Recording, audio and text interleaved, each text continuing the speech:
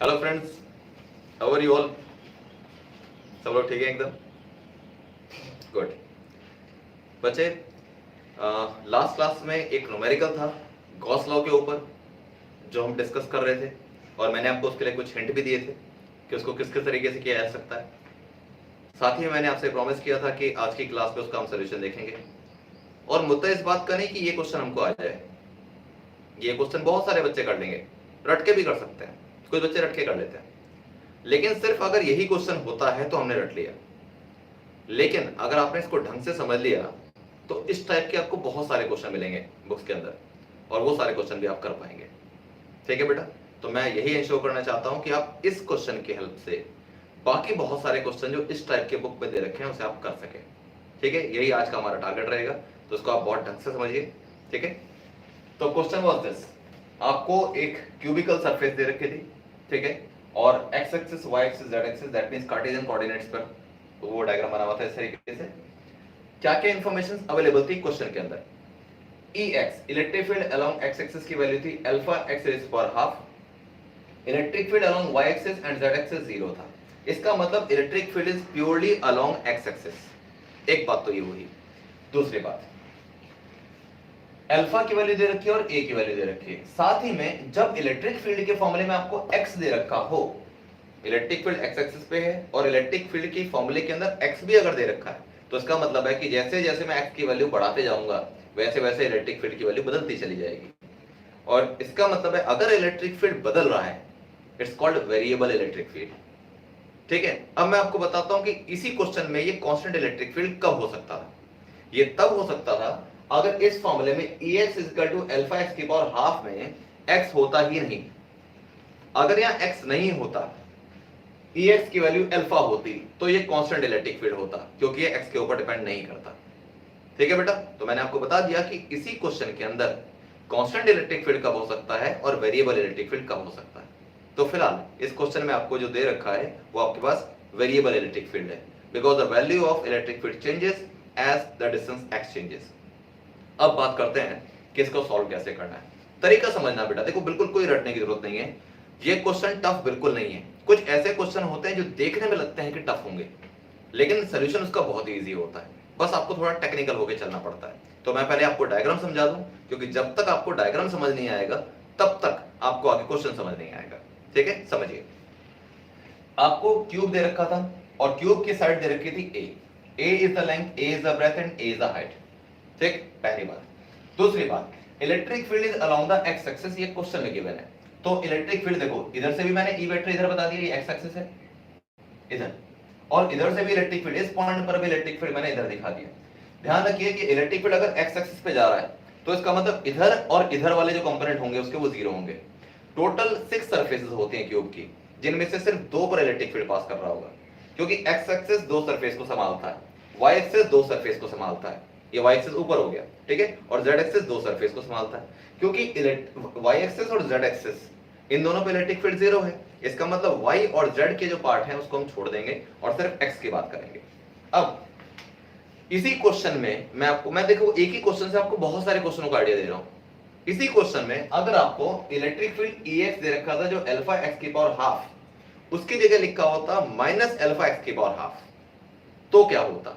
तो इसका मतलब होता कि जो इलेक्ट्रिक फील्ड मैं इधर की ओर बना रहा हूं टुवर्ड्स राइट, वो इधर की ओर होता है अलोंग नेगेटिव एक्स एक्सिस। तो माइनस और प्लस से इतना फर्क पड़ता है, तो इसलिए आपको बहुत ढंग से समझना होता है कि इलेक्ट्रिक फील्ड की वैल्यू किस एक्सिस पे दे रखी है और पॉजिटिव है या नेगेटिव है। ठीक है बेटा, चलिए अब आगे बढ़ते हैं। अब सुनिए, मुझे इस क्वेश्चन में 2 बातें निकालनी है। पहली बात ये निकालनी है कि what is the net flux passing through the cube, net electric flux कौन कितना पास करेगा, और दूसरा निकालना है what is the total charge enclosed. ठीक है, तो चलिए पहले नेट फ्लक्स की बात करते हैं। नेट फ्लक्स अगर मुझे निकालना हो, नेट इलेक्ट्रिक फ्लक्स निकालना है, तो उसको निकालने के लिए मुझे 2 सरफेस के फ्लक्स को देखना पड़ेगा। एक सरफेस ये हो गई, इसको मैं R लिख देता हूं, और एक सरफेस ये हो गई, इसको लिखते हैं L, left surface and right surface. ठीक है ना, क्यूब इस तरीके से हो गया, तो इधर वाली सरफेस हो गई लेफ्ट और इधर वाली सरफेस हो गई राइट। ठीक है, तो उसने हमने L और R लिख दिया। डिनोशन सही करना जरूरी है, आप इसको 1 और 2 भी लिख सकते हैं, लेकिन L और R लिखने से यह बात बिल्कुल क्लियर हो जाती है कि L का मतलब लेफ्ट है और R का मतलब राइट। बाकी ऐसे एस पर करनी नहीं है, सब कुछ भी लिख सकते हैं, ठीक है। अब सुनिए, मुझे निकालना है सबसे पहले फाई एल। अगर मैं फाई एल लिख दूं तो ये बात बिल्कुल क्लियर हो जाती है कि मैं सिर्फ लेफ्ट सरफेस की बात कर रहा हूं। लेफ्ट सरफेस का मतलब ये, सिर्फ इसको सोचना है, उसको सोचना ही नहीं। इलेक्ट्रिक फील्ड इधर था और सरफेस एरिया की डायरेक्शन देखो मैंने कैसे बनाई है, इधर से इधर और इधर से इधर। ऐसा क्यों? आपको मैंने लास्ट क्लास में आइडिया दिया था कि एक क्यूब जो होता है उससे आप सरफेस एरिया की डायरेक्शन क्या लेते हैं, ऑलवेज आउटवर्ड। इस वाली सरफेस से बाहर, इस वाली सरफेस से बाहर, ऊपर वाली सरफेस के ऊपर, नीचे वाली सरफेस से नीचे, मेरे सामने से बाहर, मेरे पीछे से उधर। इसका मतलब है उसके बाहर की ओर जो आए वो डायरेक्शन ली जाती है।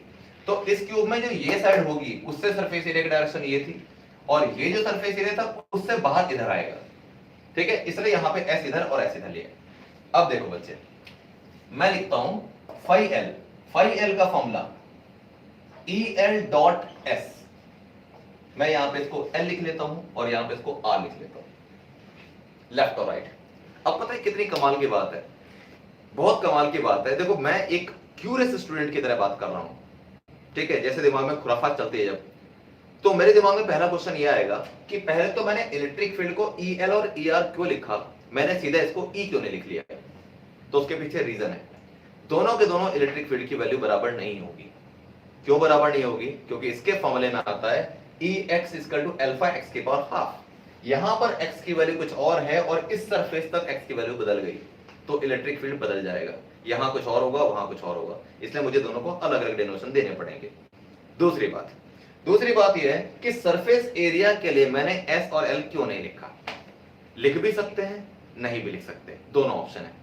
अब क्यों लिखना क्यों जरूरी नहीं है? लिखना चाहो तो लिख सकते हो, लेकिन मैं अगर नहीं भी लिखूं तो काम क्यों चलेगा? क्योंकि सरफेस एरिया इस साइड का ले लूं या सरफेस एरिया इस साइड का ले लूं, दोनों जगह इसकी वैल्यू एग्जैक्टली सेम होगी और दोनों का आंसर आएगा ए स्क्वायर, क्योंकि सरफेस एरिया एक्स पे डिपेंड नहीं करता।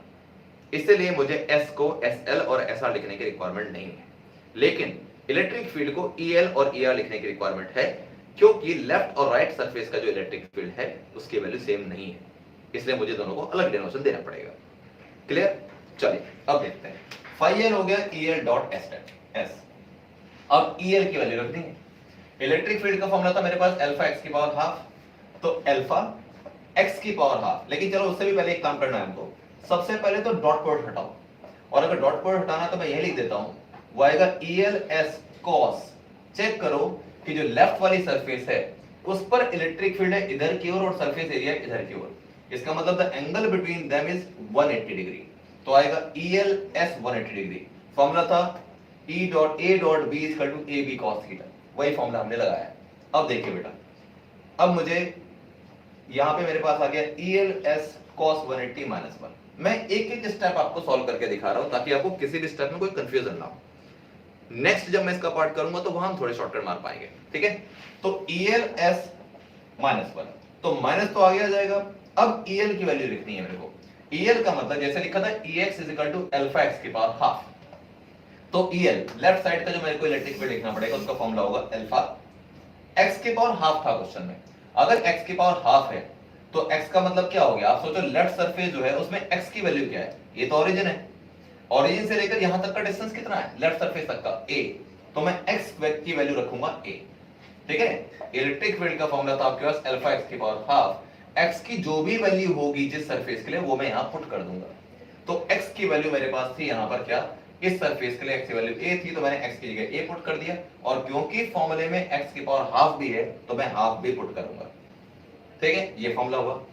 तो क्या आ गया मेरे पास? अभी तक मैंने माइनस इसका बाहर ले लिया, इलेक्ट्रिक फील्ड की वैल्यू अल्फा ए की पावर हाफ लिख दी। अब एस बचा, सरफेस एरिया। सरफेस एरिया आपको पता है उसकी वैल्यू थी ए स्क्वायर, क्योंकि एक सरफेस का जो एरिया होता है वो ए स्क्वायर होता है, क्योंकि वो स्क्वायर होता है, ठीक है। अब क्या आया? माइनस का अल्फा ए की पावर हाफ इंटू ए की पावर 2, तो मल्टीप्लाई करेंगे तो पावर ऐड हो जाएगी, 2 प्लस हाफ हो जाएगी, और 2 प्लस हाफ का मतलब होता है 5/2, तो इसका मतलब अल्फा ए की पावर 5/2। ये मेरे पास आ गया फाई एल, पहला केस, ठीक है। वैल्यू बिल्कुल पुट ना करें, कभी भी ऐसा नहीं करें आपकी अल्फा की वैल्यू को आपको 800 दे रखी थी, ए की वैल्यू 0.1 दे रखी है तो यहां पुट कर दें, नहीं करिए, कॉम्प्लिकेटेड हो जाएगा क्वेश्चन, न्यूमेरिकल वैल्यू ज्यादा मुश्किल से आएगी। सबसे बढ़िया है कि पहले सॉल्व कर लो और सबसे लास्ट में उसकी वैल्यू हम पुट करेंगे, ठीक है। अब सुनिए, अब मुझे बात करना है फाई आर। अब ये आप मुझे बहुत इजीली बता पाएंगे। अगर मुझे फाई आर रखना है, बिल्कुल इसी तरीके से चलो, एक एक स्टेप। फाई आर अगर मुझे लेना है तो मुझे लेना है E R, electric field of right surface dot surface area. तो क्या आया मेरे पास, इससे निकल के आ गया ई आर एस कॉस। अब राइट सरफेस में इलेक्ट्रिक फील्ड और सरफेस एरिया के बीच में है 0 डिग्री का एंगल, तो यहां मेरे पास आएगा 0, ठीक है। तो अब ई आर की वैल्यू मेरे पास क्या है, electric field of right surface, या बिल्कुल बिल्कुल वैसे ही चलते रहो जैसे हमने किया था। इसके बाद हमने क्या किया था, cos 0 का वैल्यू +1 थी, चलो मैं सेम टू सेम चलता हूं, ई आर इंटू ऐसा आ जाएगा, और cos 0 था +1, तो +1 से जब मल्टीप्लाई करूंगा तो बेसिकली प्लस का आ जाएगा। अब इसके बाद ई आर की वैल्यू पुट करते हैं, E R electric field of right surface alpha, ठीक है, x की पावर हाफ। राइट सरफेस पर x की वैल्यू क्या है हमारे पास, x की वैल्यू राइट वाली सरफेस पर है a, तो यहां तक हो गया, और a ये साइड हो गई, तो यहां से यहां तक हो गया 2a, a plus a equal to 2a। तो x की वैल्यू आएगी 2a और पावर थी हाफ, ठीक है। इलेक्ट्रिक फील्ड का वही फॉर्मूला अल्फा x की पावर हाफ, x की वैल्यू इस बार हमारे पास 2a। अब बचा हमारे पास surface area. Surface area right surface का कितना है, a स्क्वायर रख दिया, तो अब मेरे पास वैल्यू क्या निकल के आती है, अल्फा 2 की पावर हाफ यानी कि √2, a की पावर हाफ इंटू a की पावर 2, तो अगेन मेरे पास a की पावर 5/2 आएगा, बिल्कुल ऊपर वाले की तरह। a की पावर हाफ इंटू a की पावर 2 इक्वल टू a की पावर 5/2, इसलिए a raise power half a raise power 2 equal to a raise power 5/2, ये आया। तो थोड़ा सा और सिस्टमैटिक अगर इसको लिखना हो तो इसको हम ऐसे लिख लेते हैं, is equal to √2 alpha a raise power 5/2। ये मेरे पास फाई आर आ गया, राइट साइड का इलेक्ट्रिक फ्लक्स, वो था लेफ्ट साइड का। मुझे निकालना है नेट। अब ध्यान रखो, नेट निकालने का तरीका क्या होता है। एक तो सिंपल सा तरीका है कि हम सोचते हैं कि नेट का मतलब होता है सीधा सीधा ऐड कर देना या सीधा सीधा सब्ट्रैक्ट कर देना, जो भी। नेट निकालते हुए ध्यान रखना है कि क्वांटिटी स्केलर है या वेक्टर। अगर स्केलर क्वांटिटी है तो सीधा जैसे 2 + 3 = 5 लिखते हैं, ऐसे ऐड कर देते हैं। अगर वेक्टर क्वांटिटी होती है तो वेक्टर फॉर्मूला लगाते हैं, ठीक है। तो ये electric flux is scalar quantity, तो मैं सीधा सीधा लेफ्ट और राइट के फ्लक्स को सीधा सीधा ऐड कर दूंगा। तो अब क्या आएगा मेरे पास, net electric flux phi E लिख लेता हूं, तो दो चीजों से मिलके बना, एक वो बना फाई एल से और एक मिला फाई आर से। फाई एल की वैल्यू मेरे पास ये थी minus alpha a raise power 5/2 plus phi R की वैल्यू क्या थी मेरे पास, ये थी √2 अल्फा a रेज़ पावर 5/2। अब सॉल्व करने का तरीका क्या है मेरे पास, सॉल्व करने का तरीका है कॉमन लेके सॉल्व करो हमेशा। तो कॉमन क्या क्या आ रहा है, मैक्सिमम चीजें कॉमन आ गई, alpha a raise power 5/2 common आ जाएगा, इसमें से बचेगा √2 और इसमें से बचेगा -1। अब बस आपको इनकी वैल्यू पुट कर देनी है और आपका फर्स्ट आंसर आ जाएगा। अल्फा की वैल्यू आपको क्वेश्चन में 800 दे रखी है, 800 इंटू a की वैल्यू दे रखी है 5/2 और a की वैल्यू दे रखी है आपको 0.1, तो 0.1 रख दिया, पावर 5/2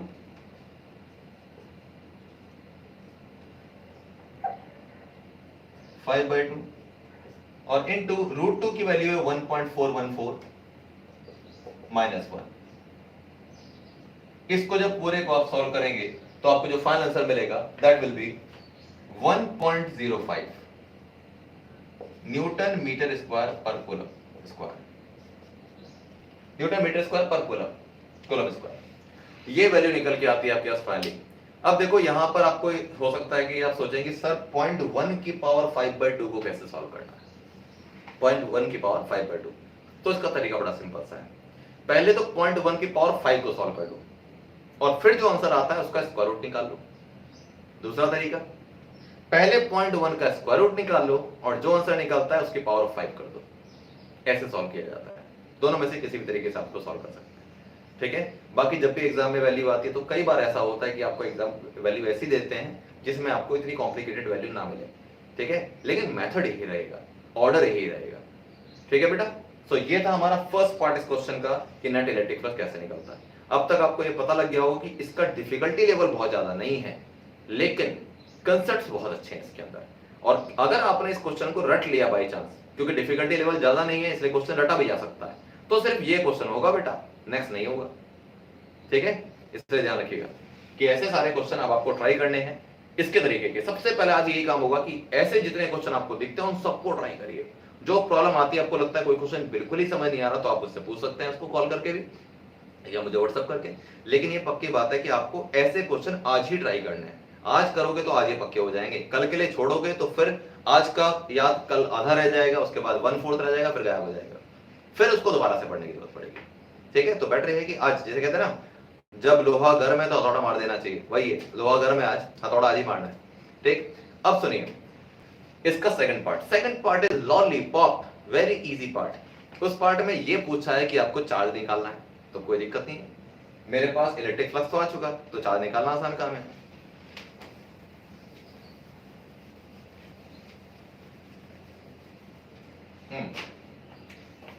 तो second part, total charge enclosed. तो टोटल चार्ज एनक्लोज आपको निकालना होता है, उसके लिए आप गॉस लॉ लगाते हैं, phi e is equal to q upon epsilon naught. तो इससे q निकलेगा phi e into epsilon naught से। phi e हम निकाल चुके हैं 1.05 और एप्सिलॉन नॉट की वैल्यू होती है 8.85 into 10 to the power -12। Solve करेंगे तो 9.27 इंटू 10 टू द पावर -12 आ जाएगा कूलम में, ओवर। बस इतना सा था ये, सीधा सीधा, इसमें कोई डिफिकल्टी लेवल नहीं था, तो मैं आपको समझाऊं क्या। चार्ज निकालना है, इलेक्ट्रिक फ्लक्स पता है, गॉस लॉ लगा दिया। अब दूसरी बात, ये जो आंसर मेरा आया है ना 10 टू द पावर -12 कूलम, इसको ढंग से समझना। 10 to the power -12 is also known as pico. ठीक है, तो इसको हम 9.27 पीसी भी लिख सकते हैं। P C, small P capital C, 10 to the power -12 coulomb. Pico coulomb, 1 pico coulomb होता है 10 टू द पावर -12 कूलम। इसका मतलब आप अपना आंसर पिको कूलम में भी छोड़ सकते हैं, 9.27 pico coulomb, as per your wish. नहीं समझ में आया तो यहां छोड़ दो, ये भी सही है।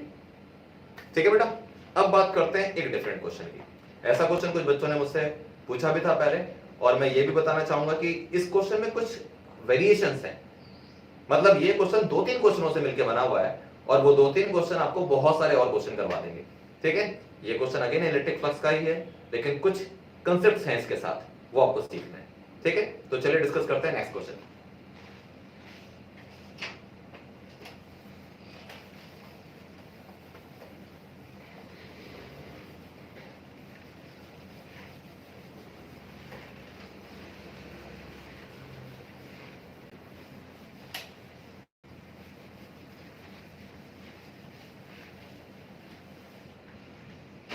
एक क्वेश्चन है, मैं आपको पढ़ के सुना रहा हूं। ठीक है, उस क्वेश्चन की बारीकी को देखिएगा, और उससे रिलेटेड जो डायग्राम होगा वो डायग्राम मैं बोर्ड पे बनाऊंगा, ताकि आप डायग्राम से भी उस क्वेश्चन को समझ सके। ठीक है, ये क्वेश्चन कहीं ना कहीं मैं आपको दे चुका हूंगा या दे दूंगा। ठीक है, इसलिए आपको क्वेश्चन नोट करने की जरूरत नहीं है, इसको सुन लीजिए ढंग से। क्वेश्चन ये था, S1 and S2 are two concentric spheres. Two concentric spheres हैं S1 एंड S2। एक ये हो गया मेरे पास और एक ये हो गया। ठीक है, बाहर वाला मेरे पास है S1, let me check it, S2 it is S2 and this is S1। जो दो स्फीयर है उनके नाम ऐसे हैं, ये S1 है और ये S2 है। ठीक है, अंदर वाले स्फीयर को S1 बोल रहे हैं, बाहर वाले स्फीयर को S2। अब आगे सुनिए, आपसे ये पूछा है, मतलब मैं डायग्राम में सारी चीजें बना दे रहा हूं यहाँ पे, उससे आपको क्लियर हो जाएगा। आपको यहाँ क्या क्या दे रखा है, एट द सेंटर यहाँ आपको दे रखा है कैपिटल Q चार्ज। ठीक है, और इसकी रेडियस आपको दे रखी है R2, और यहां पे दे रखा है आपको 2Q चार्ज, और सेकंड वाला जो स्फीयर है, फर्स्ट वाला जो, सॉरी, यहां पे आपके पास R1 आ जाएगा। हाँ, S1 स्फीयर है तो R1 आ जाएगा, और यहां पे आ जाएगा आपके पास R2। Yes, R1 is the radius of inner sphere, जिसको हमने स्फीयर नंबर S1 बोला है, और बाहर वाले जो स्फीयर है वो S2 है, उसकी रेडियस R2। ये Q है और ये कैपिटल Q है। ये क्वेश्चन मिक्स है, इसमें कुछ पार्ट बहुत आसान है, कुछ पार्ट थोड़ा टेक्निकल है, तो उसको बहुत ढंग से समझिएगा। अब इसमें क्या पूछ रखा है आपसे, फर्स्ट पार्ट में पूछ रखा है, जो बिल्कुल इजी पार्ट है, कैलकुलेट, मैं शॉर्टकट में लिख रहा हूं, phi S1 ratio phi S2। क्या मीनिंग निकलता है, आपसे पूछा है कि find the ratio of electric flux due to first surface to electric flux due to second surface. ये आपसे पूछा है क्वेश्चन। तो पहले हम इस पार्ट को सॉल्व करते हैं, उसके बाद मैं पार्ट बाय पार्ट आपको क्वेश्चन आगे बताऊंगा कि क्वेश्चन में और क्या क्या पूछा है। ठीक है, तो अगर मुझे फ्लक्स निकालना है फर्स्ट सरफेस का और सेकंड सरफेस का, तो सबसे पहले मैं निकालता हूं φs1। ऑब्वियसली फ्लक्स निकालना है मुझे, तो मेरे पास दो फॉर्मूले हैं, या तो मैं E डॉट ds लगाऊं इंटीग्रेशन के साथ, या इलेक्ट्रिक फील्ड टू s। देखो ये क्वेश्चन कई बार हो जाता है, बच्चा ये सोचता है कि यार इलेक्ट्रिक फ्लक्स के तो दो फॉर्मूले पढ़ लिए हमने, कौन सा फॉर्मूला किस केस में लगाना है। आपने फ्लक्स का फॉर्मूला पढ़ लिया E डॉट s, एक तो ये पढ़ लिया, इंटीग्रेशन के फॉर्म में आपने इसको E डॉट ds भी पढ़ लिया, ठीक है, और एक इलेक्ट्रिक फ्लक्स का डायरेक्ट फॉर्मूला पढ़ा आपने Q upon epsilon not. Confusion ये होता है कई बार कि किस केस में कौन सा फॉर्मूला लगाना है। जब इलेक्ट्रिक फ्लक्स ही निकालने को पूछ रखा है तो मैं ऊपर वाला फॉर्मूला लगाऊं या नीचे वाला फॉर्मूला। अब ये इस बात के ऊपर डिपेंड करता है कि आपको क्वेश्चन में गिवन क्या है। मुझे इस क्वेश्चन में इलेक्ट्रिक फील्ड के बारे में कोई इंफॉर्मेशन नहीं है, कोई भी। देखो सरफेस एरिया तो निकल जाता 4πr1² 4πr2², हालांकि r1 r2 की वैल्यू भी गिवन नहीं है, तो फाइनली तो वो भी कैलकुलेट नहीं होगा। इलेक्ट्रिक फील्ड का कोई जिक्र नहीं किया गया, इलेक्ट्रिक फील्ड का जिक्र नहीं है, सरफेस एरिया आप पूरा कैलकुलेट कर नहीं सकते, तो इसका मतलब ये है कि इस फॉर्मूले को सोचा जा सकता है। अब इस फॉर्मूले में क्या है, Q upon epsilon not. Q upon epsilon not का मतलब सिर्फ चार्ज चाहिए, और चार्ज है कि नहीं, चार्ज तो अवेलेबल है, तो यानी कि ये फॉर्मूला डायरेक्ट लगाया जा सकता है क्योंकि इसमें सिर्फ चार्ज चाहिए। तो चलिए इससे ये डिसाइड होता है कि मुझे ये फॉर्मूला यूज करना है। तो φs1 equal to total charge enclosed, Gauss theorem पे आओ, electric flux equal to total charge enclosed upon epsilon naught, है ना। Total charge enclose, S1 surface ने जो चार्ज एनक्लोज किया है वो है Q, तो आ गया Q अपॉन एप्सिलॉन नॉट। अब बात करते हैं φs2 कितना आता है, सेकंड वाली सरफेस के अंदर कितना चार्ज एनक्लोज हुआ। तो सेकंड वाली सरफेस ने 2 की चार्ज तो एनक्लोज किया ही है, Q भी कर लिया। Q क्यों कर लिया भाई, S2 के अंदर S1 आता है, तो इसका मतलब क्या हुआ, इसके अंदर जो चार्ज होता है वो भी तो बाई चांस उसके अंदर ही है, ठीक है। इसका मतलब ये हुआ कि आप अपने घर में रूम में बैठे हुए हैं, तो आप रूम में तो बैठे ही हुए, घर में भी तो बैठे ही हैं, तो जब घर के हिसाब से बात की जाएगी कि आप घर के अंदर हैं कि नहीं, तो भी आंसर ऐसे आएगा। इसका मतलब ये हुआ कि S2 के अंदर क्योंकि S1 भी आता है, इसलिए S1 वाला चार्ज भी इसके अंदर कैलकुलेट होगा, ऐड होगा। तो φs2 का हमारे पास आंसर आ जाएगा टोटल चार्ज एनक्लोज, यानी कि 2Q तो इसके अंदर था और Q इसके अंदर था, तो प्लस Q हो गया अपॉन एप्सिलॉन नॉट, तो हमारे पास आ गया 3Q अपॉन एप्सिलॉन नॉट। अब बस अब आपको φs1 रेशियो φs2 निकालना था, तो मैं इसको अपॉन करके निकाल लेता हूं। हमारे पास आ गया Q upon epsilon naught upon 3Q upon epsilon naught. Epsilon naught से एप्सिलॉन नॉट कैंसिल हो गया, Q upon 3Q, finally 1 upon 3, that means φs1 ratio φs2 is equal to 1 ratio 3। बिल्कुल सिंपल क्वेश्चन, ठीक है। बस इसमें सिर्फ एक टेक्निकल बात थी जिसमें कुछ बच्चे कई बार गलती कर देते हैं, वो ये था कि जब वो सेकंड सरफेस का फ्लक्स निकाल रहे होते हैं तो वो 2 की चार्ज तो ले लेते हैं, लेकिन Q को भूल जाते हैं, जबकि Q भी लेना है। इसके अंदर जितना भी चार्ज कहीं भी है वो सारा ही आएगा, चाहे वो प्लस का हो चाहे माइनस का हो। अगर चार्ज माइनस में होता तो चार्ज को हम माइनस कर देते, अगर मान लो यहाँ पे प्लस Q की जगह माइनस Q चार्ज होता तो क्या चेंज आता हमारे आंसर में, पहले वाले पार्ट में आता minus Q upon epsilon not, दूसरे वाले पार्ट में आता 2Q minus Q upon epsilon not, Q की जगह माइनस Q रखा जाता और तब सॉल्व किया जाता, ठीक है। अब बात करते हैं इसके सेकंड पार्ट की। अब यहां से क्वेश्चन मेन चालू होता है। सेकंड पार्ट में क्वेश्चन में क्या पूछा है मैं पढ़ के सुना रहा हूं आपको। लिखा था how will the electric flux through the sphere S1 change, how will the electric flux through surface S1 change if a medium of dielectric constant K is introduced in the space inside S1 in place of air। Meaning क्या निकलता है, meaning ये निकलता है कि अभी तो इसके अंदर भी एयर है और इसके अंदर भी एयर है। अब ये बोल रखा है कि इसके अंदर आपने एक मीडियम भर दिया और एक ऐसा मीडियम भर दिया जिसका डाइलेक्ट्रिक कांस्टेंट, डाइलेक्ट्रिक कांस्टेंट वो आपको कैपिटल के दे रखा है, और डाइलेक्ट्रिक कांस्टेंट को हम कैपिटल के से डिनोट करते हैं। तो मीनिंग क्या निकला, पहले दोनों के बीच में एयर थी, अब हो सकता है हमने एयर की जगह इसके बीच में रबर भर दी, रबर, ठीक है, तो एक डाइलेक्ट्रिक मीडियम हो गया, ठीक है। और भी कुछ हो सकता है, कुछ भी तरीके का ऐसा मीडियम, वाटर हो सकता है, वाटर भी डाइलेक्ट्रिक होता है, उसको भर दिया। अब पूछा कि जब इसके अंदर आपने डायलेक्ट्रिक मीडियम भर दिया तो अब इसके इलेक्ट्रिक फ्लक्स पे क्या फर्क पड़ेगा, ये पूछा। कोई दिक्कत नहीं। आपको पता है कि इलेक्ट्रिक फ्लक्स का जो फॉर्मूला होता है, क्योंकि मुझे सिर्फ सरफेस 1 के लिए निकालना है क्वेश्चन, ये क्वेश्चन आपसे सिर्फ सरफेस 1 के लिए पूछा गया, फाई S1। तो फाई S1 जो था मेरे पास, टोटल चार्ज एनक्लोज तो अभी भी क्यू रहेगा। आपने इसके अंदर मीडियम तो भरा, लेकिन चार्ज अभी भी सिर्फ एक ही है, कैपिटल क्यू, तो इसलिए चार्ज की जगह तो मैं क्यू ही रखूंगा। अब चेंज क्या है, यहां पर हम लिखते हैं एप्सिलॉन नॉट, कब, जब फ्री स्पेस होता है। लेकिन अब इसके अंदर एयर नहीं है, अब इसके अंदर कोई और मीडियम है, तो जब एयर के अलावा कोई और मीडियम हो तो हम एप्सिलॉन नॉट ना लिख के लिख देते हैं एप्सिलॉन। ये आपके पास गॉस लॉ का एक नया स्टेटमेंट है, ये एक नया फॉर्मूला है जो ये बताता है कि if in case of free space और air we replace it by any medium, तो गॉस लॉ किस फॉर्म में बन जाएगी, तो उसकी फॉर्म ये होगी phi equal to Q upon epsilon. Epsilon naught ना आके एप्सिलॉन आ जाएगा। अब मुझे एप्सिलॉन को ऐसे चेंज करना है कि उसमें के आ जाए, तो मैं आपको एक फॉर्मूला याद कराना चाहता हूं। जब हमने कूलम्स लॉ पढ़ा था तो वहां ये फॉर्मूला निकल के आया था, मैं वो फॉर्मूला आपको याद कराता हूं। वो फॉर्मूला था epsilon upon epsilon naught equal to K. इसी को आपने ये लिखा था पहले, एप्सिलॉन आर यानी कि रिलेटिव परमिटिविटी, और उसी को कैपिटल के भी लिखा था। तो इसका मतलब ये निकलता है कि मैं एप्सिलॉन को के से रिप्लेस कर सकता हूं, लेकिन कैसे, एप्सिलॉन इक्वल टू के इनटू एप्सिलॉन नॉट लिखना पड़ेगा। तो यहां पर मैं एप्सिलॉन जो आ गया यहां पे, उसको मैं नेक्स्ट स्टेप में लिखता हूं, वो आएगा मेरे पास के इनटू एप्सिलॉन नॉट। अब ये जो q अपॉन एप्सिलॉन नॉट है, ये क्या है भाई, ये q अपॉन एप्सिलॉन नॉट मेरे पास पहले वाला फाई S1 था, तो मुझे एक यहां पे एक चेंज करना पड़ेगा, मुझे एक डिनोशन बदलना पड़ेगा। वो क्या, फर्स्ट केस में तो मैंने phi S1 q upon epsilon naught लिखा था, अब एक केस बदल गया तो मैं फाई S1 ना लिख के फाई डैश S1 लिख लेता हूं, क्योंकि केस बदल गया, ऐसे मैं सिंबल थोड़ा सा बदल देता हूं, लिखूंगा फाई S1 ही लेकिन डैश लगा दिया। अब फ्री स्पेस नहीं है, कोई मीडियम है, तो अब क्या होगा, ये फाई S डैश आ गया। अब q अपॉन एप्सिलॉन नॉट क्या था, q अपॉन एप्सिलॉन नॉट मेरे पास फाई S1 था, तो मेरे पास आ गया अब ये फाई S1 अपॉन k। ये आपका फाइनल आंसर आ गया।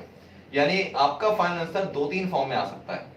पहली फॉर्म तो ये थी कि आपका answer q upon k epsilon naught आ गया, ये भी आपका आंसर सही है, ठीक है। दूसरा, पहले वाले के मुकाबले 1 अपॉन k टाइम्स हो गया, ये आपका दूसरा आंसर हुआ। तो आपसे अगर पूछे कि what is the change of electric flux in the final case with respect to the previous case, तो आपको बताना पड़ेगा the final electric flux through surface S1 will become 1 upon k times that of the initial flux। ठीक है बेटा, तो ये numericals में वैसे भी डायरेक्ट काम आ जाएगा, कुछ कंसेप्चुअल क्वेश्चन में भी वैसे काम आ जाएगा, और ये इस क्वेश्चन में भी आपके पास डराइव हो गया। अब बात करते हैं थर्ड पार्ट की। थर्ड पार्ट और बढ़िया पार्ट है। थर्ड पार्ट में क्या था, जस्ट मोमेंट, हाँ, थर्ड पार्ट में लिखा था how will the electric flux through sphere S1 change. ढंग से सुनना, ये क्वेश्चन थोड़ा technical. How will the electric flux through surface S1 change if a medium of dielectric constant K is introduced inside S2 in place of air।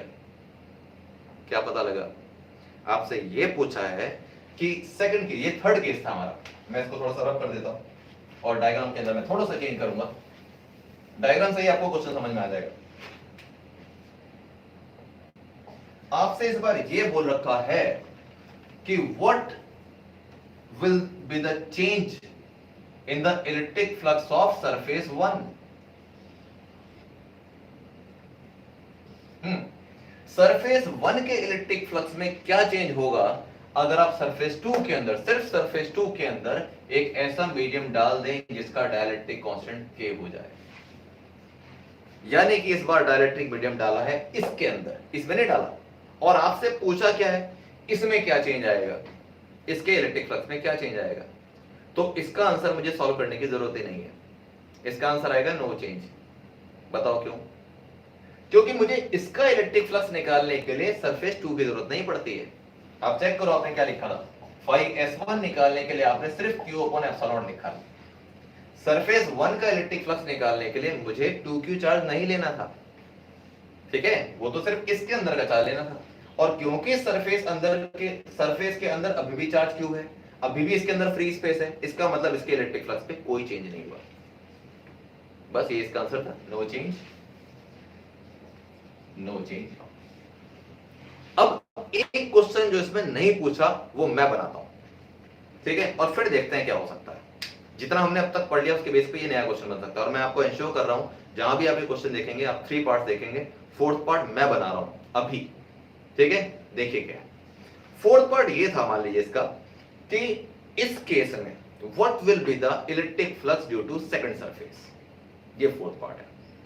3rd part तो ये था कि सिर्फ इसका फ्लक्स बताना था, उसमें कोई चेंज ही नहीं हुआ क्योंकि उसके ऊपर इसकी डिपेंडेंसी है ही नहीं। लेकिन अब आपसे पूछा कि what is the electric flux passing through surface S2 in this case. अब इसको कैसे करेंगे, डाइलेक्ट्रिक मीडियम डाल दिया और सरफेस S2 का इलेक्ट्रिक फ्लक्स पूछा है। ये भी क्वेश्चन टफ नहीं है, लेकिन जितनी नॉलेज अभी तक इस क्वेश्चन में हमने अटेन कर ली है उसके बेस पर ये क्वेश्चन अब हो जाएगा। अब देखते हैं कैसे करना है।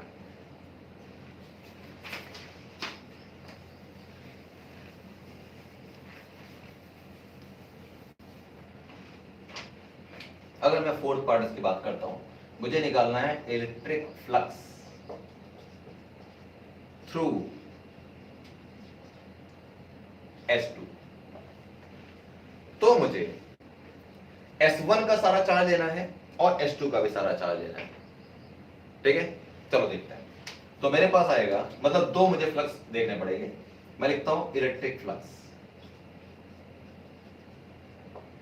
अब जो मैं आपसे लिख रहा हूं यहां पर, ये आपको इंश्योर करना है। मैं आपको हिंट देके इस क्वेश्चन का छोड़ रहा हूं, आप ट्राई करेगा इसको कि आप इसको कर पाएंगे नहीं। एक हिंट दे रहा हूं बस। हिंट क्या है, अगर मैं इस केस में फाई S2 की बात करता हूं तो मुझे चाहिए टोटल चार्ज एंक्लोज्ड। वो टोटल चार्ज एंक्लोज क्या था, Q प्लस 2Q था। 2Q भी आएगा और Q भी आएगा। लेकिन एक प्रॉब्लम है, प्रॉब्लम ये है कि इस बार Q के साथ तो मेरे पास क्या है, एप्सिलॉन नॉट मीडियम, लेकिन 2Q के साथ जो मीडियम है वो मेरे पास एप्सिलॉन नॉट ना होके एप्सिलॉन है। ये है बात। क्यों एप्सिलॉन है, क्योंकि इसके अंदर फ्री स्पेस है ही नहीं। अब मुझे इसको फाइनली सॉल्व करना होगा। मैंने आपको एक तरीका बता दिया कि फाई S2 जो है, मुझे इसका भी इलेक्ट्रिक फ्लक्स चाहिए होगा और उसका भी इलेक्ट्रिक फ्लक्स चाहिए होगा। एक्चुअली तरीका भी यही है। हम इलेक्ट्रिक फ्लक्स जब फाई S2 का निकाल रहे थे पिछली बार, तो हमने क्या लिखा था, मैं आपको एक आइडिया देता हूं। आपने फाई S2 का जो इलेक्ट्रिक फ्लक्स निकाला था वो निकाला था आपने Q plus 2Q upon epsilon not, ये लिखा था 3Q अपॉन एप्सिलॉन नॉट, इससे आया था। इसका मतलब एक्चुअली क्या होता है, इसका मतलब ये होता है ना कि Q भी अपॉन एप्सिलॉन नॉट क्या आएगा और 2Q भी अपॉन एप्सिलॉन नॉट क्या आएगा, इससे ही तो ये आया होगा। तो अगर मैं इसी फॉर्मूले को अब नए वाले केस के लिए लिखता हूं तो क्या आएगा, पहले वाले के लिए तो Q अपॉन एप्सिलॉन नॉट ही आएगा, क्योंकि इसके अंदर तो आपने मीडियम में कोई चेंज किया ही नहीं है, चार्ज भी इसके अंदर Q है और फ्री स्पेस भी है। दूसरे केस में क्या हुआ, दूसरे केस में क्या हुआ, इस वाले के अंदर चार्ज 2Q लिखा था, 2Q लिखा था पहले और यहां भी 2Q ही है। लेकिन जो मीडियम पहले एप्सिलॉन नॉट था, अब वो एप्सिलॉन नॉट ना होके क्या हो गया, वो हो गया एप्सिलॉन। अब बताओ क्या करना चाहिए, चलो सॉल्व कर ही देता हूं तुम्हारे लिए। अब क्या करेंगे, अब ये करेंगे कि एप्सिलॉन नॉट, एप्सिलॉन को मुझे क्या लिखना होगा, मुझे लिखना होगा K एप्सिलॉन नॉट लिखना होगा, बिल्कुल जैसे हमने अभी पिछले केस में किया था। अब इसमें से आप कॉमन ले लीजिए, क्या कॉमन आता है, Q upon epsilon naught common आ गया, तो क्या बचता है 1 प्लस 2 अपॉन K। अब इसको आप एलसीएम लेके सॉल्व करना चाहें, इट्स योर विश, ओवर। ये वो क्वेश्चन था जो बन गया हायर ऑर्डर, ये हो गया कॉम्पिटिटिव एग्जामिनेशन का क्वेश्चन। ऐसा इसलिए हो गया, देखो सबसे कमाल की बात क्या होती है, कॉम्पिटिटिव एग्जामिनेशन के क्वेश्चन और नॉर्मल क्वेश्चन में कितना अंतर होता है ये मैं आपको बताता हूं। कॉम्पिटिटिव एग्जामिनेशन के क्वेश्चन में शुरू के 3 पार्ट ना पूछ के सिर्फ 4th पार्ट पूछ लेंगे, ठीक है। और हमने जो पढ़ा वो शुरू के 3 पार्ट पढ़े, लेकिन शुरू के 3 पार्ट का अगर आपको कंसेप्ट नहीं पता लगा तो आप 4th पार्ट कर ही नहीं पाएंगे। इसीलिए आपको फर्स्ट 3 की नॉलेज होनी चाहिए, उसके बाद यही करते हैं। तो इसका मतलब है जब तक आप सारी चीजों को बेसिक तरीके से ना पढ़ें, कंपटीशन का क्वेश्चन आप नहीं कर सकते। इसलिए नहीं कर सकते हैं क्योंकि उसके पीछे जो कंसेप्ट लगता है वो बेसिक से ही लग रहा होता है, इसलिए बेसिक ध्यान करना जरूरी है। कुछ बच्चे क्या होते हैं सीधा आईआईटी का क्वेश्चन करने लग जाते हैं, उनको ये लगता है कि अगर मैं आईआईटी का क्वेश्चन कर रहा हूं तो मैं हो गया आईआईटीएन। अरे बड़ी गलत फहमी है भाई, बहुत बड़ी गलत फहमी है। आईआईटी का क्वेश्चन करने से अगर कोई आईआईटीएन हो रहा होता ठीक है, तो इसका मतलब ये होता है कि दुनिया में जितने भी लोग आईआईटी के क्वेश्चन कर रहे हैं वो सारे आईआईटी ने, फिर तो यानी कि उन सबका आईआईटी में सिलेक्शन हो गया। नहीं होता ना, कितनों का सिलेक्शन हो रहा है, 1%, 0.5%। अब तो कंडीशन और खराब है, पहले के मुकाबले अब आईआईटी का पेपर ज्यादा टफ होता है। मुद्दा इस बात का नहीं है, मुद्दा इस बात का है कि सिर्फ आईआईटी के क्वेश्चन करने से आईआईटी में सिलेक्शन नहीं हो जाता, उसको कंसेप्ट से करने में होता है, ताकि आप सिर्फ एक वो क्वेश्चन ना कर दें, उसके जैसा दूसरा भी क्वेश्चन है तो वो भी आपको आना चाहिए। इस बात का ध्यान रखना, ठीक है बेटा। तो ये दो बहुत इंपॉर्टेंट क्वेश्चन मैंने डिस्कस किए, फोर्थ पार्ट मैंने खुद से क्रिएट किया और मुझे उम्मीद है कि ये पार्ट आप बहुत आराम से समझ गए होंगे। अब जो मैं आपको दो चीजें बताने वाला हूं, ये दोनों चीजें आपके मेन सिलेबस का पार्ट तो नहीं है, लेकिन आपके कॉम्पिटिटिव एग्जामिनेशन में आपके काम आते हैं, ठीक है। मैं दो चीजें आपको बता रहा हूं, यहाँ पे डेरिवेशन नहीं बताऊंगा क्योंकि हमें सीधा फॉर्मूले सीखने होते हैं, किस क्वेश्चन के कंसेप्ट का क्या फॉर्मूला होगा। ये दो अलग चीजें हैं जो मैंने आपको अब तक नहीं बताई, ठीक है, वो देखिए।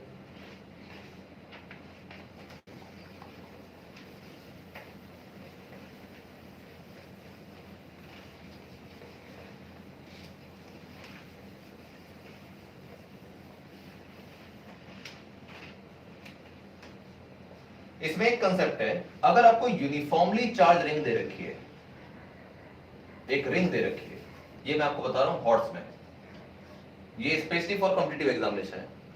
अगर आपको एक रिंग दे रखी है यूनिफॉर्मली चार्ज,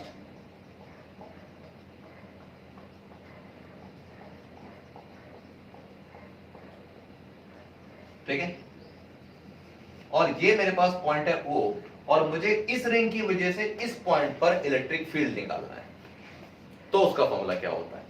हालांकि बिल्कुल एक सिमिलर जो क्वेश्चन है ना बेटा, बिल्कुल ऐसा ही एक डेरिवेशन पढ़ेंगे आप मैग्नेटिज्म में, वो हमारे सिलेबस का पार्ट है। तो अभी मैं आपको सिर्फ इसका फॉर्मूला लिखवा रहा हूं, कॉम्पिटिटिव एग्जामिनेशन के लिए भी सिर्फ फॉर्मूला ही काम कर जाएगा, ठीक है। वो हमारे पास क्या था, E = KQX upon x² plus a² raise to the power 3/2। K का मतलब है 1/4πε0, Q हमारे पास था टोटल चार्ज। आप मुझे बता सकते हैं किस तरीके का चार्ज डिस्ट्रीब्यूशन है। एक रिंग थी और रिंग के ऊपर मैंने चार्ज दिया है, तो रिंग, ध्यान रखना, रिंग की थिकनेस को कंसीडर नहीं करते हैं, तो बेसिकली सर्कमफ्रेंस होती है रिंग, और सर्कमफ्रेंस के ऊपर अगर चार्ज है तो उसको हम क्या बोलते हैं, उसको बोलते हैं हम लीनियर चार्ज डिस्ट्रीब्यूशन, लेंथ के ऊपर चार्ज, ठीक है। तो बेसिकली लैम्डा है, तो जो Q मैंने लिखा है इसको आप लैम्डा के फॉर्म में भी लिख सकते हैं बाद में सॉल्व करके, ठीक है। तो KQX upon x² plus a² के पावर 3/2। अब x क्या है और a क्या है, a is the radius of ring and x is the distance, यहां से लेकर यहां तक का डिस्टेंस, ठीक है, ओके। सेकंड है हमारे पास electric field due to uniformly charged semicircle,